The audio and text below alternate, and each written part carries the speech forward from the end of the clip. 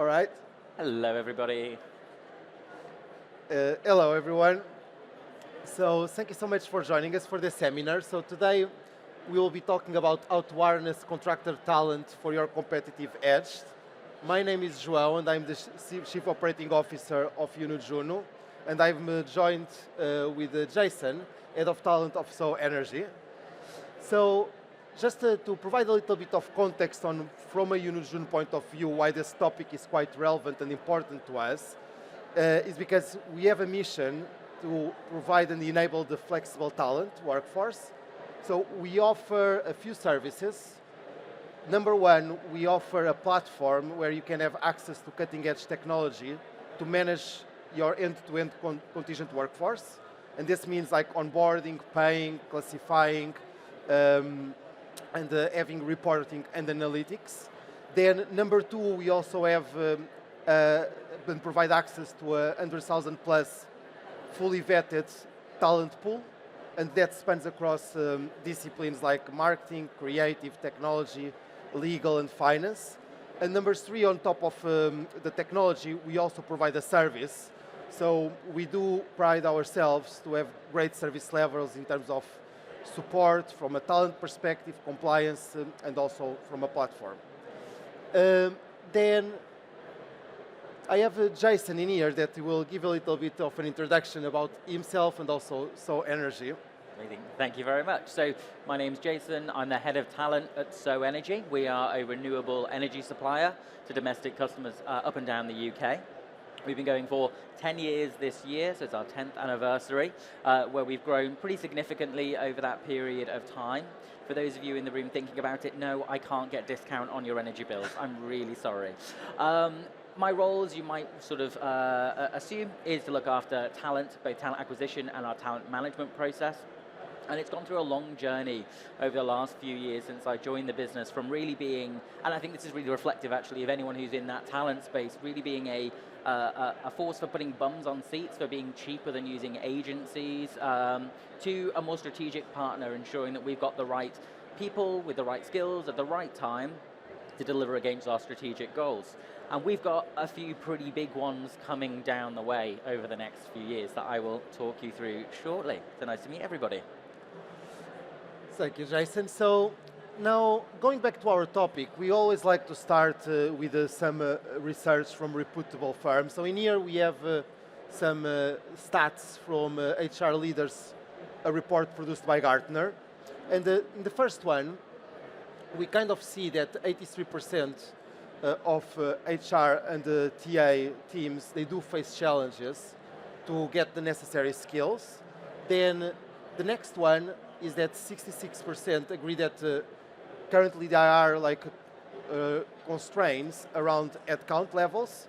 So therefore organizations, to remain competitive, they need to start to consider alternative models where, in addition to the headcount, you consider potentially contingent workforce or flexible talent engagements. And then the last stat is around like technology, and that 76% of the audience and the surveys, they feel that whoever don't implement Gen AI in the next 12 months will basically be lagging versus competitors. So, Jason, how do you feel about this, and do you relate with these challenges? I mean, absolutely. I think the few challenges that we're facing at the moment, firstly, I think is one that a lot of people will be hearing a lot about today, which is generative AI tooling and its ability to really disrupt the market. We work in a high volume, low margin business where cost to serve is absolutely essential to our business model. And as more and more of our competitors unlock some of that capability around generative AI, the more risk we are of being outpriced in the market. It's a skill set. It's a skill set that's brand new. It's a skill set that we don't always have access to. And if you ever want to build it internally, it takes a lot of time to develop. I think the second is bridging that gap in skills. So we are on probably one of the biggest, most sort of Darwinian changes in our industry, right, in terms of the move towards net zero. And there are huge skills shortages in the green market and in the tech, especially in the tech green space, that will help us towards that transition.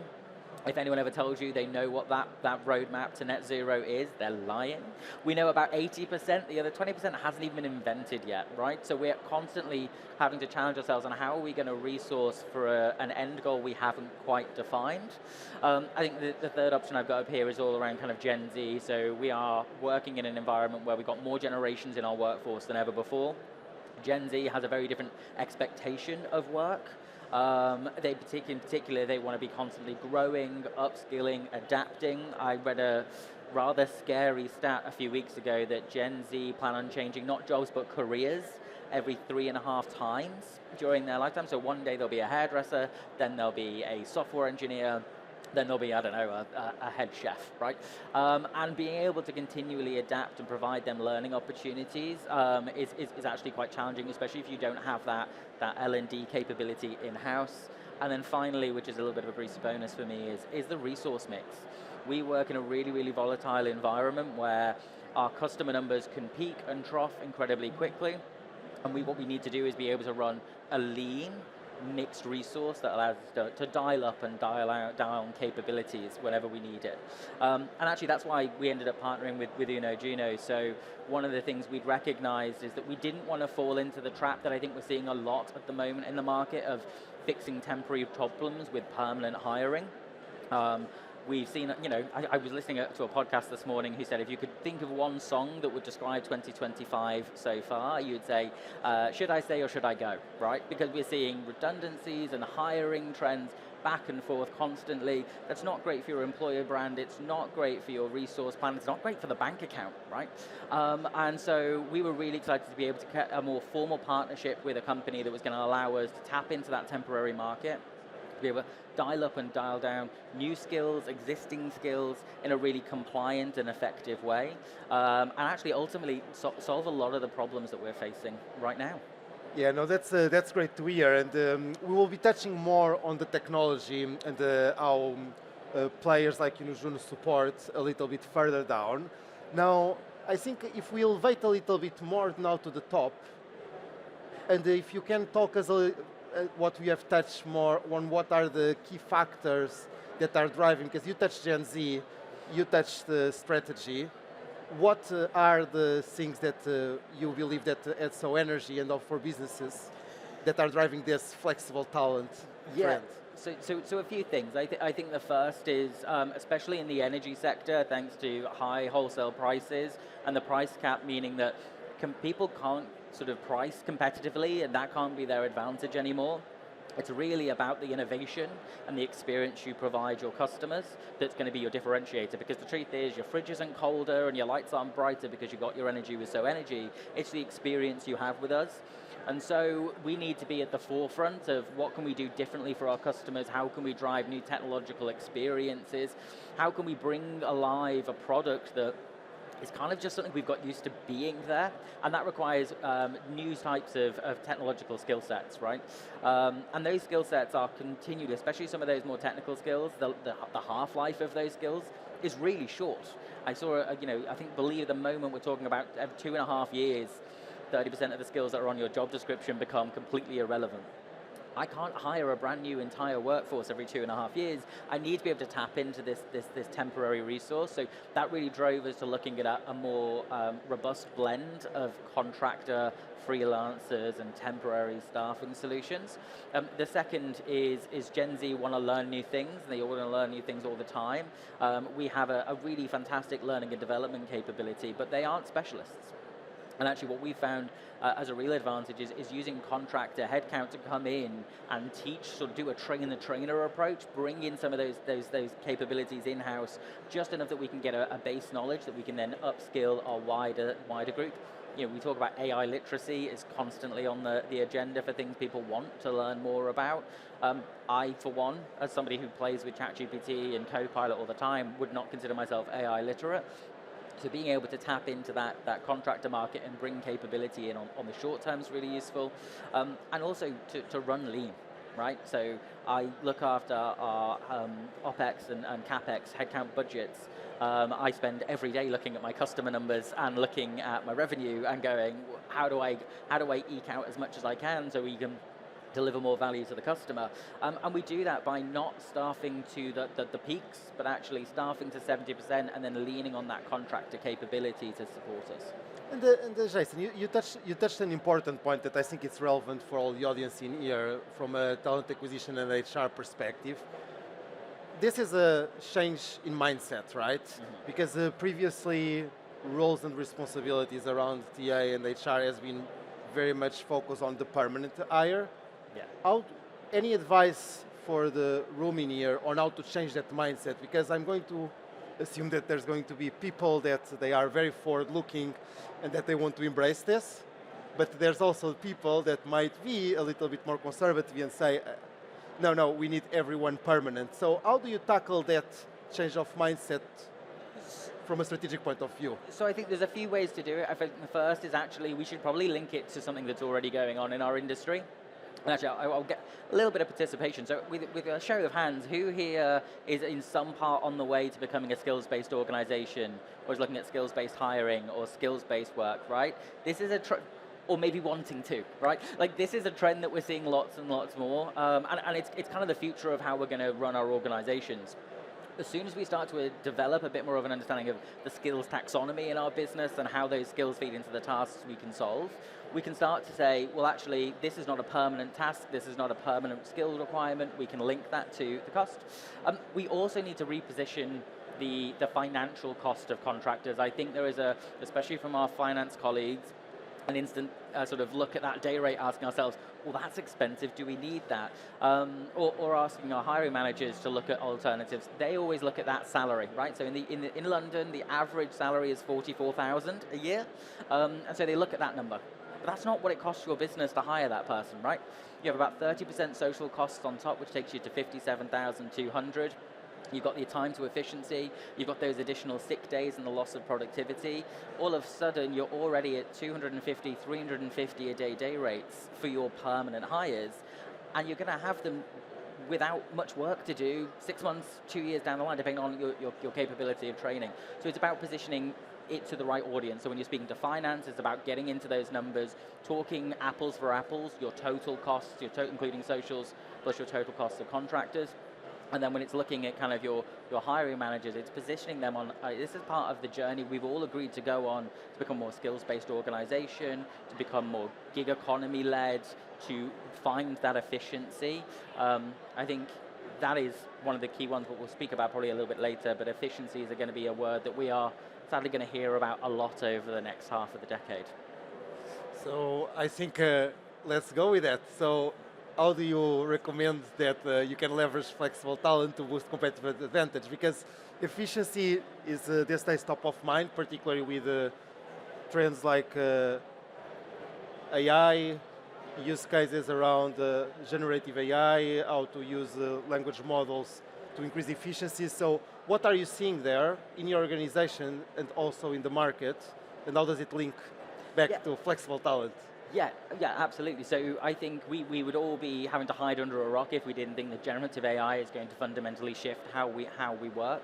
And it's not something that you can simply plug and play. You're going to have experts in the business that know how to navigate some of this work. I don't think it's a replacement. I don't think it's going to replace our permanent staff. It's going to augment their capability. So we're going to start to see people have a lot more time to do the value add work. But all that foundational stuff has to go first, right? So you need to be able to understand how the systems work. You need to be able to test it. You need to be able to, whether that's bringing in an expert who can build a RAG model, so a retrieval augmented kind of model that's going to create a chatbot internally, or whether it's somebody who, you want to get those really high level expertise that can come in and develop your own in-house LLM so that you can kind of fundamentally build everything off of that. These are skills that you need in the short term to get these projects off the ground. They're also incredibly expensive. Right, like I've been watching and tracking kind of the cost of a full-time equivalent data scientist for the last 2 years since ChatGPT first broke the market, and those salaries are going up and up and up and up. And I would say they're pretty on par now with contractor support, except the difference is you don't have the 30% additional cost for a contractor, you don't have to worry about sickness, absence, what you're going to do, will there be a redundancy requirement or a consultation process after the project's done. It certainly helps you kind of be more adaptable to this new technology. I think the second thing I'd say around this is, this is changing faster than we've ever been before. Right? This is an absolute renaissance. And the change curve for something like generative AI and its impact on your business is not the same length that the internet or mobile phones or globalization was. It is way shorter. Like, you literally only have to check every week and suddenly the technology has taken, leaps and bounds forward. And you can no longer afford to wait to the top of that change curve to adopt it. You need to be ahead of that time. You just simply don't have the time to train up and develop that talent in-house. Yeah, no, that makes sense, and I think what we are going to see, Jason, is that the innovation cycles will shorten and shorten and shorten, and if we think about the internet, there was a massive evolution versus industrial revolution, and now with artificial intelligence, I think people will need to embrace it and start to of the day-to-day. So now, picking up on the technology side, because these are new alternative models, right? So there's a movement from more rigid organizational models that were very, very focused on headcount roles to a more fluid and mixed and blended organizational model that mixes permanent with contingent, and it's way more focused on the skills necessary to drive business value. So on the HR side, more on the permanent, there's been historically like technologies and HR systems that have been evolving. Now, they were not really fit for purpose for this flexible talent. So how do you see that solutions like YunoJuno are helping to drive and to support this change in addition and complementing an unserved need to empower organizations with flexible talent? Yeah, so I think that the first thing to call out here is that the part of the value to this talent is the speed by which you can onboard them, get them started, build out the right process. And prior to onboarding with or partnering with YunoJuno, we struggled with that level of control. We struggled with consistency. We struggled with governance, if I'm being really honest. I would sort of see a new starter just pop up in our calendar and I'd be like, where did this person come from? Who's done the IR35 checks? What are we paying them? Who signed off the budget? And actually, and to your point, because our HRIS systems and our ATS system just wasn't fit for purpose. It wasn't built with this new ways of working in mind. So YunoJuno has really, one, allowed us to create better oversight and control over the contractors we're onboarding. It's allowed us to sort of review the kind of the risk profile of onboarding contractors, because I think historically that was something that would make people a little bit more hesitant as well, is, oh, but then there's IR35 to consider and I really don't understand it. I would say, does anybody besides YunoJuno understand it? Because I don't. So there was an element of being able to shift some of that concern and risk with the platform, but also I think some of the analytics behind it as well. So these are expensive. Contractors are expensive. Temporary staff are expensive.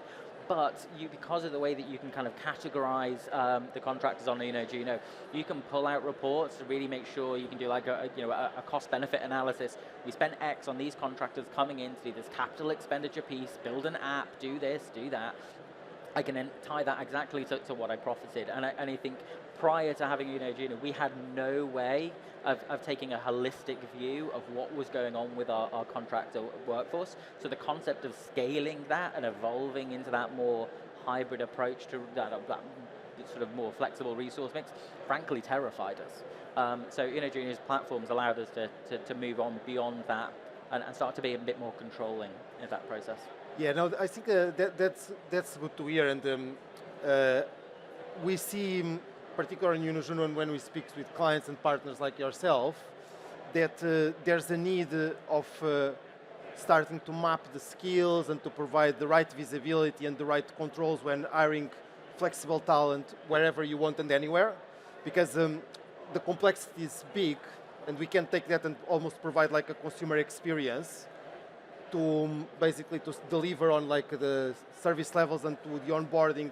If you need someone to start tomorrow, you get that person to start tomorrow, provided that everything is in place. So it's quite good to see and to fit the new time frames required to have flexible talent powering your organization versus a permanent hire that normally the lead time to onboard can be much longer. Yeah, and as we evolve this process, right, we start to learn to sort of form and dismantle temporary teams. When we understand the skills taxonomy of our business, we're going to get really good at going, we're going to do project A, this is the list of skills I need, this is my skills gap analysis, this is the length of time I want those skills, and immediately just take that deficit and you know, work with the YunoJuno platform to find that contractor and bring them in. Like that, therefore, you aren't, as talent and as HR, you're no longer the blocker to the delivery of that process, which goes back to what I said at the beginning.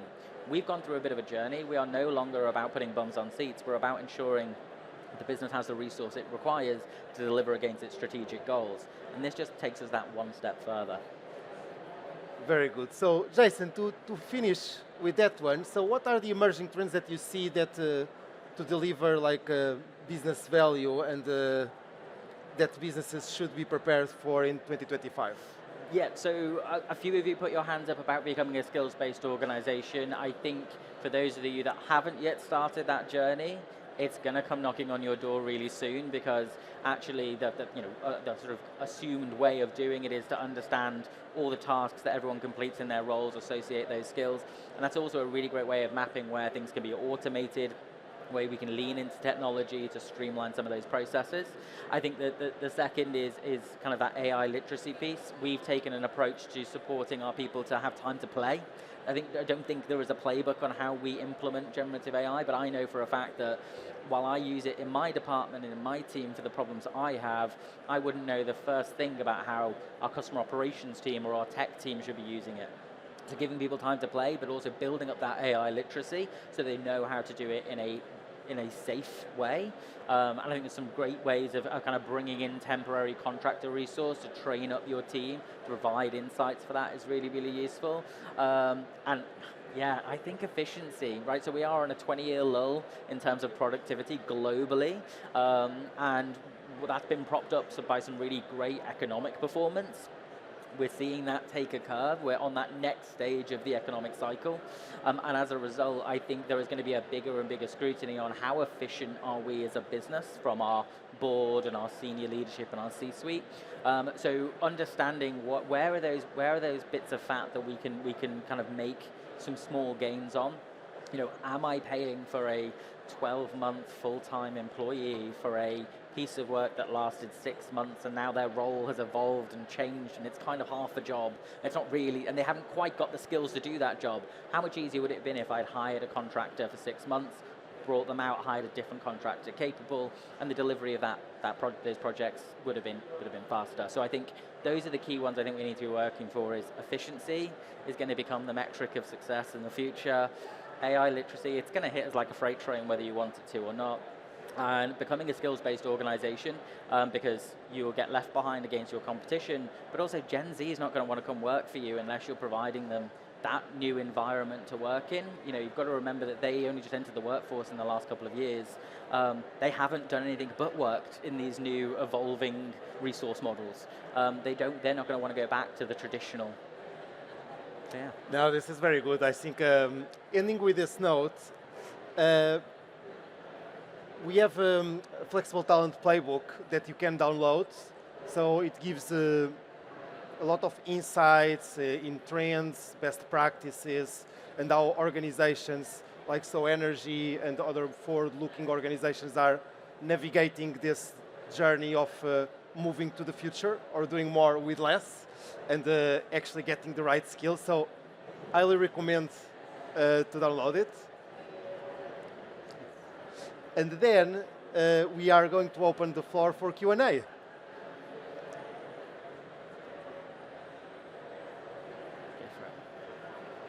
Thanks for that. Can you hear me okay? Yeah. Just maybe you could go back to the start of your sort of journey piece on switching. I think you called it governance. I'd be really interested to hear about the sort of guardrails in letting those who chose the flexible team or the right choices. I mean, what did you do to sort that chaos when you say previously they turned up, we've all been there? What guardrails in the first instance on that? Yeah, good question. Because it's a really frictionless approach now, but it really was quite challenging at first. They had, they, especially when we know hiring managers kind of get used to the ways of working. What we ultimately were able to do is provide them a cost analysis on the ways they've been doing it before, the cost that had incurred versus had they done it the other way. So we took business cases from previous projects, provided them what we could have done if we'd had YunoJuno on board earlier, what the advantages to that would have been, and then provided them those business cases so that they first off were like, great, I understand the ROI from my perspective. My P&L looks better, therefore I look better, and there's a good reason to do this. We obviously wrote a policy because I'm in HR. We love writing a policy. So we did write a bit of a policy and a process map around that understanding, but also we sold it as it's their opportunity for them to have better oversight, right? So at the moment, what we had some sort of contract, prior to this, we had some contractors that maybe I would be reviewing and approving invoices on, and then we'd have some that were being managed locally, and there was no consistency. What we were able to say is, as leaders in the business, you will now be able to have complete oversight of the contractors in your department. You'll be able to understand what timesheets are being approved, what the cost is, what costs are being allocated to which cost centers or projects.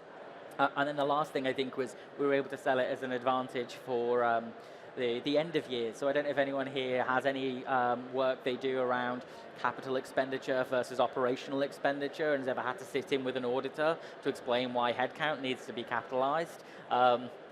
It's not enjoyable for those that don't do it. Don't let them write that in your job description. But the platform really supports you with doing that because you can clearly pull out the statements of work, provide that, the hours that was worked, the cost of those hours, and provide that to the auditors as a great example, which means my hiring managers no longer get the surprise, you're actually over budget because we couldn't capitalize it. So we found that really resonated with people because that was a very painful part in our kind of annual cycle.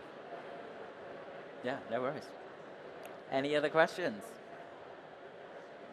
Everyone's hungry, that's what it is. There you go. Are there any particular skills or disciplines where you're seeing an increase in contractors and freelancers specifically? Good question. So I think the obvious one is machine learning, data science, because companies at the moment don't quite know what they want to do with it, and I would honestly encourage them not to commit to permanent. I'm really conscious I've just advertised for a senior data scientist. Anyway, I would normally say don't go and hire permanent staff until you've got like an AI roadmap, because you don't know what skill set you want, you don't know what platforms you're going to want to build it on, you don't know what schemas you're going to want to use in order to do that, and so we're seeing a definite lift in that space. I think marketing is a really interesting area where they've been ahead of the curve in terms of fractional work and fractional capabilities for quite some time, and that's becoming now a bit more mainstream. Bigger businesses are starting to understand, I don't need a full-time content strategist, I don't need a full-time this and that. I can actually get a fractional capability for when I have those peaks and troughs in my sales cycles. And I think while we aren't seeing it yet, I do think we'll see a big change in like the core software engineering space, because there are businesses trying to move off legacy sort of systems. So those who are still stuck on Ruby, trying to move to Kotlin or Java, will need to probably hire that Ruby person because I'm speaking from experience, their co-founder could only write in Ruby 10 years ago, and some infrastructure's written on it and we can't get off it.